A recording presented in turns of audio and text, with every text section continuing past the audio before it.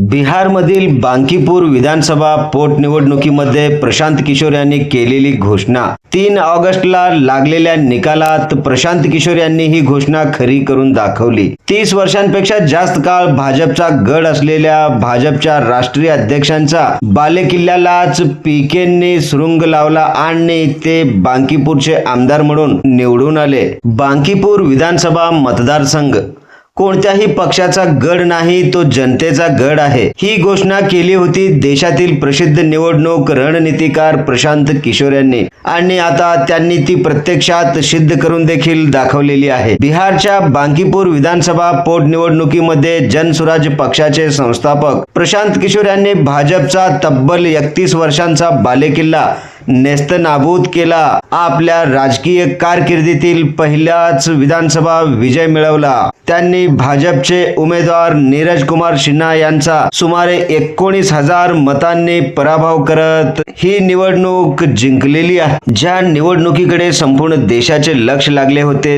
ते म्हणजे बांकीपूर विधानसभा निवडणूक। याकडे लक्ष लागण्याचे सगळ्यात महत्त्वाचे कारण म्हणजे भाजपाचे राष्ट्रीय अध्यक्ष नितीन नवीन यांचा तो हा बालेकिल्ला। त्यांच्याच बालेकिल्ल्यामध्ये प्रशांत किशोर यांनी लावला सुरुंग आणि खरंच त्यांनी एक हाती निवडणूक जिंकून दाखवली। 31 वर्षांचा हा त्यांचा गड कायम राखण्यात यश मिळालेला होता भाजपाला आणि त्या गडालाच आज प्रशांत किशोर यांनी सुरुंग लावलं।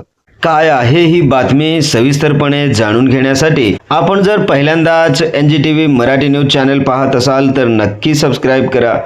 नमस्कार, मी बंदगी NGTV मराठी न्यूज चॅनलमध्ये तुम्हा सगळ्यांचं सहर्ष स्वागत करतोय।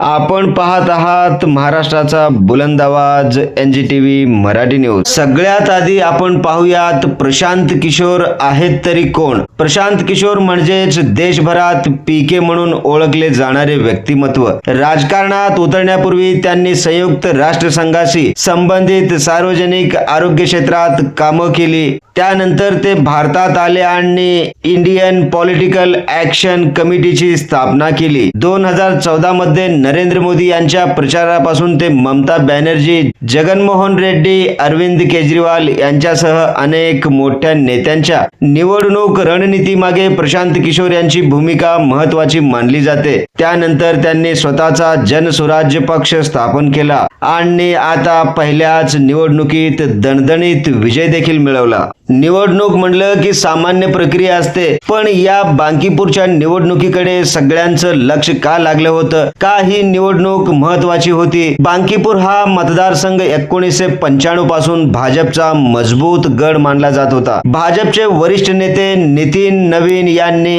अनेक वेळा या मतदारसंघाचे प्रतिनिधित्व केले होते, मात्र यावेळी परिस्थिती बदलली। राजकीय विश्लेषकांच्या मते स्थानिक नाराजी, उमेदवार निवडीतील बदल आणि प्रशांत किशोर यांचा थेट जनसंपर्क, त्यामुळे बांकीपूर हा मतदारसंघ 1995 पासून भाजपाचा अभेद्य गड मानला जात होता। पण प्रशांत किशोर यांच्या पहिल्याच प्रयत्नाने त्या गडाला सुरुंग लावण्यात आलं आणि पहिल्याच दमात पहिल्याच निवडणुकीत प्रशांत किशोर यांनी आमदारकीचा झेंडा रोवला। फक्त बिहारच नाही तर मध्य प्रदेशातील दतिया विधानसभा पोटनिवडणुकीमध्ये देखील काँग्रेसने भाजपचा पराभव करत आपली जागा कायम राखली। त्यामुळे एका दिवसात 2 महत्त्वाच्या पोटनिवडणुकांमध्ये भाजपाला मोठे धक्के बसल्याची चर्चा सध्या देशभरामध्ये जोरदार सुरू झाली आहे। मात्र हे लक्षात घेणं तितकंच महत्त्वाचं आहे की पोटनिवडणुकांचे निकाल हे नेहमीच पुढील सार्वत्रिक निवडणुकांचे अचूक चित्र असतात असे नाही। तरी देखील बांकीपूर मधील विजयामुळे प्रशांत किशोर यांना बिहारच्या राजकारणात मोठी ताकद मिळाली असून आगामी विधानसभा निवडणुकीपूर्वी सर्व पक्षांना आपल्या रणनीतीचा फेरविचार करायला भाग पाडणार आहे। प्रशांत किशोर म्हणजेच पीके यांचा हा विजय बिहारच्या राजकारणात नवा अध्याय ठरेल का, की हा फक्त पोटनिवडणुकीपुरताच मर्यादित परिणाम आहे? ते आम्हाला कमेंट बॉक्स मध्ये नक्की सांगा।